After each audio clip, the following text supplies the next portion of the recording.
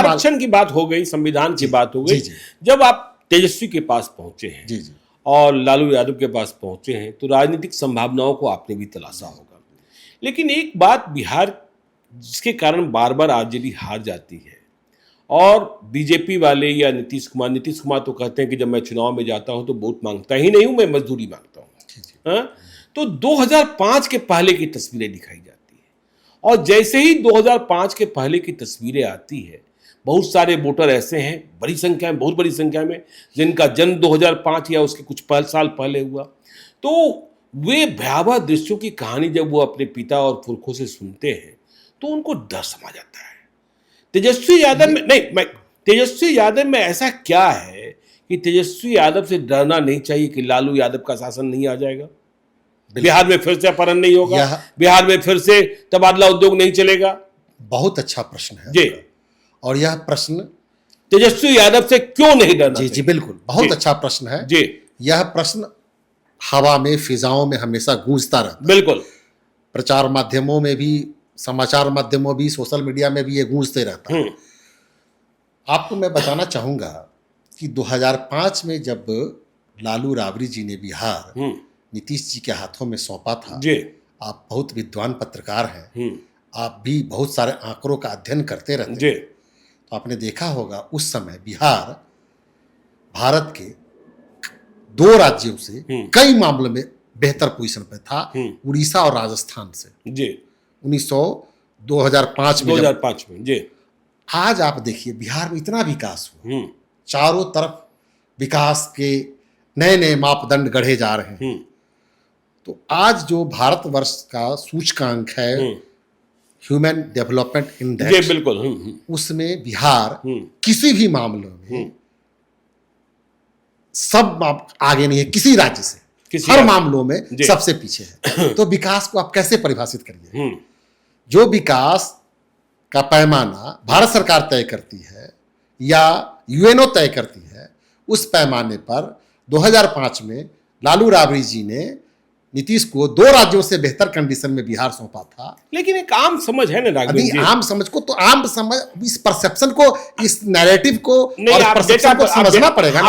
और एक और मैं बता रहा हूँ, एक बात और मैं बता रहा हूँ। आपने जो कहा कि जो बच्चे 2005 में जन्म लिए होंगे, आपको मैं एक उदाहरण देना चाहता हूँ ज्ञानेश्वर भाई, कि नीतीश जी 2005 में सत्ता में आए और 2017 में जो बच्चे इंटरमीडिएट पास किए होंगे, 2015 में जो मैट्रिक पास किए होंगे, वो बच्चे नीतीश जी के ही सत्ता में आने के बाद पैदा लिए। बिल्कुल, 2005 में पैदा लिए। बिल्कुल। और 2005 में वो पहली कक्षा में गए होंगे, तब वो 2015 में मैट्रिक पास किए होंगे और 17 में इंटरमीडिएट पास किए होंगे। इस 15 वर्षों में नीतीश जी ने जो काम किया, आप अगर 2015 का मैट्रिक का रिजल्ट देखिए और 2017 का इंटरमीडिएट का रिजल्ट देखिए, इतना वर्स्ट रिजल्ट बिहार में कभी नहीं था। जी। तो कैसे हम मान ले कि नीतीश जी ने शिक्षा व्यवस्था में आमूलचूल परिवर्तन किया? मेरा एकदम, वो तो मैं भी मानता हूं कि देखिए शिक्षा व्यवस्था में जिस तरीके से शिक्षकों की बहाली हुई और जिस तरीके के शिक्षक, और मैं वही कह रहा हूं, तो जब ये तेजस्वी में किस तरह से लोग नहीं भरोसा करेंगे, उससे पहले बहाली कितनी हो रही थी। लालू प्रसाद जी ने भी बीपीएससी से जो बहाली की थी लगभग 50,000 शिक्षकों की, वही शिक्षक आज भी मेरुदंड है जी बिहार की शिक्षा व्यवस्था जी। बाद के दिनों में जब नीतीश जी पिछले बार जब लालू जी के साथ हुए, तेजस्वी जी ने कितनी बड़ी संख्या में शिक्षकों की बहाली और स्पेशल ड्राइव करके नौजवानों को रोजगार दिया। तो ये एक तो परसेप्शन बना ना कि तेजस्वी जी ने रोजगार दिया, मैन ऑफ एम्प्लॉयमेंट, तो भाई वो परसेप्शन बन गया।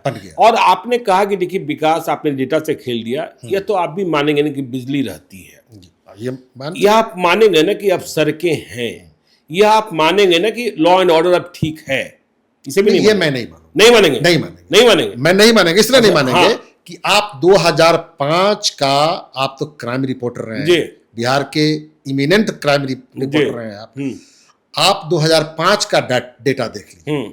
जो बिहार सरकार का पुलिस डिपार्टमेंट का जो डेटा है, क्राइम रिपोर्ट है वो, जी। उसका जो स्टैटिस्टिक्स है सो और आज का स्टैटिस्टिक्स देख लीजिए। नहीं, आबादी तो अनुपात देखेंगे ना, आप उसका रेशियो लेकिन देखेंगे, आप परसेप्शन की बात, आप रेशियो देखेंगे, आप परसेप्शन की बात कर रहे हैं। आप देखिए ना, किस रोज हत्या नहीं हो रही है पटना में? नहीं, हत्या, आप हत्या, किस रोज बलात्कार नहीं हो रहा है? किस रोज बैंक रॉबरी नहीं हो रही है? किस रोज सरेआम सड़कों पर नहीं भून दिया जाता है लोगों को? किस रोज नहीं होता है? लेकिन ऑर्गेनाइज्ड आपके गैंग लाइव सिटीज में भी मैं देखता रहता हूं खबरों को, समाचार पत्र पर भरे रहते हैं। तेजस्वी यादव से डरना नहीं चाहिए, एकदम नहीं डरना चाहिए। तेजस्वी यादव जी सबको गले लगा रहे हैं और सबको साथ लेकर के चलने की बात वास्तव में केवल वही कर रहे हैं। एक नया विजन है और एक नई उम्र की ताजी फसल है जिस पर सब लोगों को भरोसा करना चाहिए। हमने देखा आपके साथ रेणु कुशवाहा भी, राजीव रंजन कोहली भी, तमाम कुशवाहा नेताओं का रास्ता अभी आरजेडी की ओर अभी तो ये केवल झांकी है, झांकी है। अभी अच्छा, असली पिक्चर बाकी है, अभी असली पिक्चर बाकी है। लेकिन इतनों का सामंजन होगा कहां? यादवों की संख्या कम कर देंगे क्या? कोई जरूरी नहीं है। हाँ। कोई जरूरी नहीं है कि सब लोग विधायकी और सांसद बने। अच्छा, इतना समर्पण है? इतना समर्पण, जब देखिए देश में अभी आरएसएस और भारतीय जनता पार्टी का ये नारा है कि हमको कांग्रेस मुक्त भारत बनाना है। ये कांग्रेस मुक्त भारत बनाना चाहते हैं कि नहीं चाहते मैं नहीं जानता, लेकिन ये समाजवाद और धर्मनिरपेक्षता को समाप्त करना चाहते हैं, सोशल जस्टिस को और धर्मनिरपेक्ष ताकत को समाप्त करना चाहते हैं। यही कारण है कि पूरे हिंदुस्तान में जो भी लोग सोशल जस्टिस और सेकुलरिज्म की बात करते थे, सब लोगों को या तो भय दिखा करके, या तो डरा करके, या अपने साथ ले लिए, और जो साथ नहीं हुए उनको ये ईडी, सीबीआई, बहुत सारे हथकंडे से उनको भयाक्रांत करके उनको चुप कराए हुए हैं। एक केवल लालू प्रसाद यादव की पार्टी है जो निश्चित रूप से इस ताकत के खिलाफ में खूंटा ठोक करके बिहार में खड़ी है और लगातार भारतीय जनता पार्टी से लड़ रही है। ये कम बड़ी बात नहीं है। और मैं कह रहा हूं आपको कि 2025 में विधानसभा का जो चुनाव आएगा, यह चुनाव एक नया संकेत देगा। फिर से बिहार से ही एक नई क्रांति की सूत्रपात होगी और बिहार विधानसभा का चुनाव जब नई सरकार तेजस्वी जी के नेतृत्व में गठित होगी तो फिर से इतना विश्वास है, एकदम पूरा भरोसा है, इतना विश्वास है, इतना पूरा एकदम 100% अच्छा है। क्यों? और 32% वोट पर टिके हैं, कहां से?